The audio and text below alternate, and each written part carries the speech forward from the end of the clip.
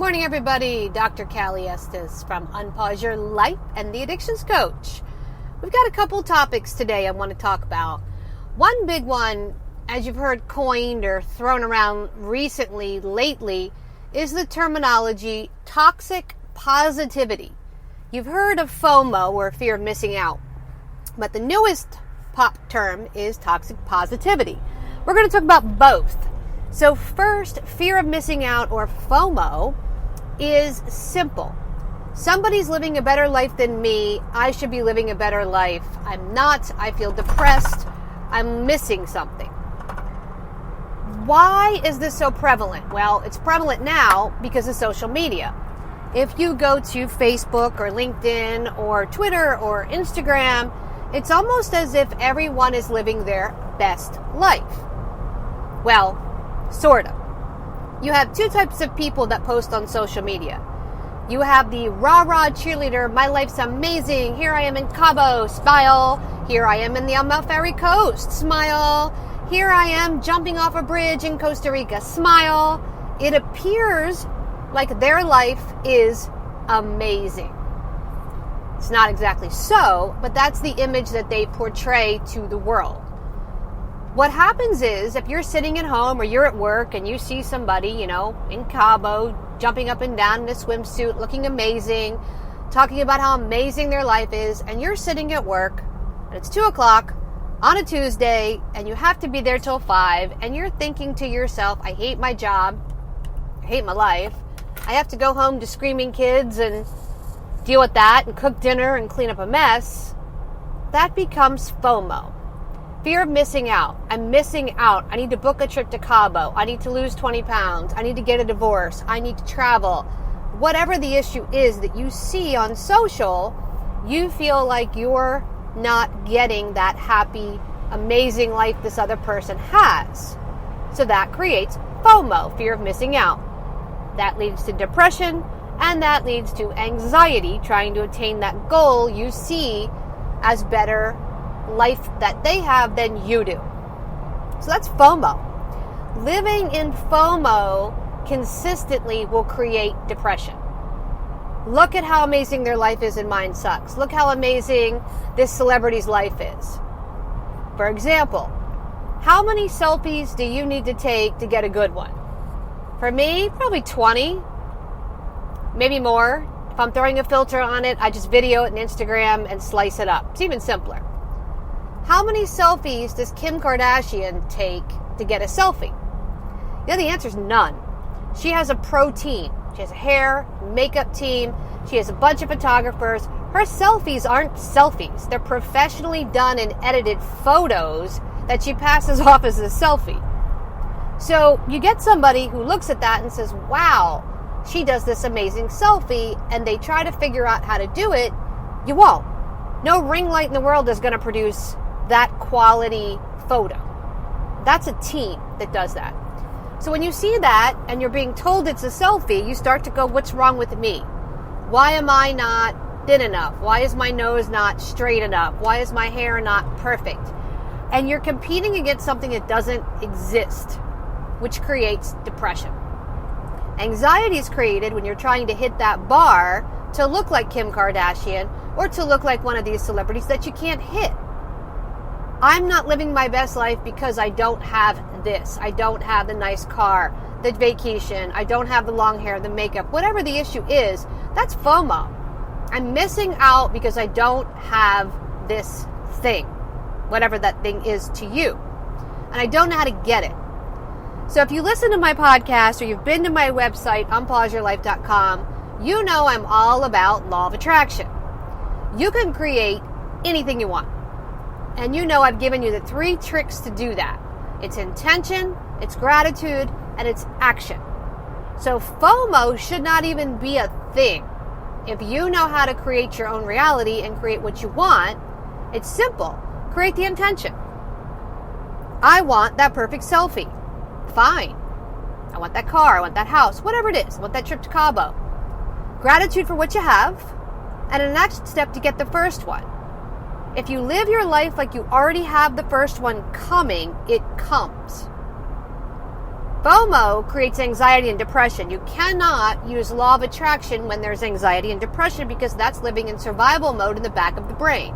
If you've listened to my podcast, you know that. If you're in survival mode, you will not create anything. You will spin your wheels and you will be stuck. We're in survival mode when the stress is high, the fear is high, the money is low, and even grief is high. Guess what? The entire thing that's being created right now is those 4 things. High stress, very high stress, high fear, grief that people are dying, things are happening.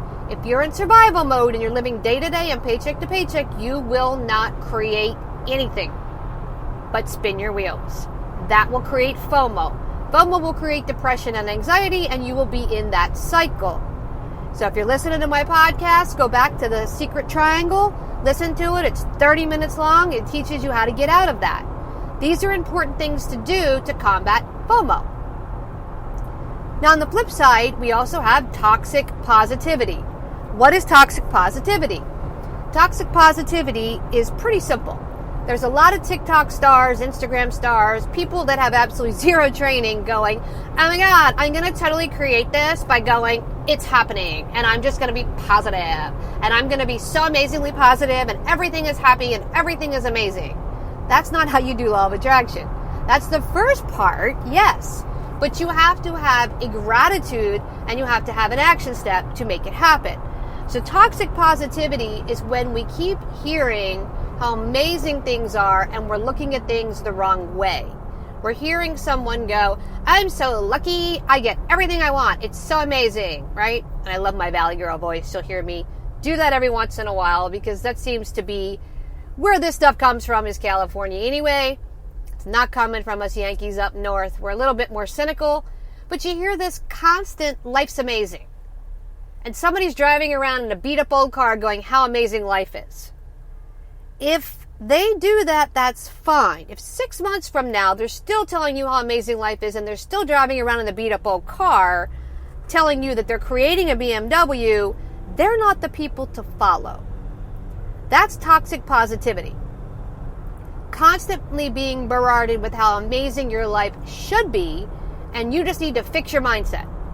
Again, that's only the first part. Fixing your mindset is step 1.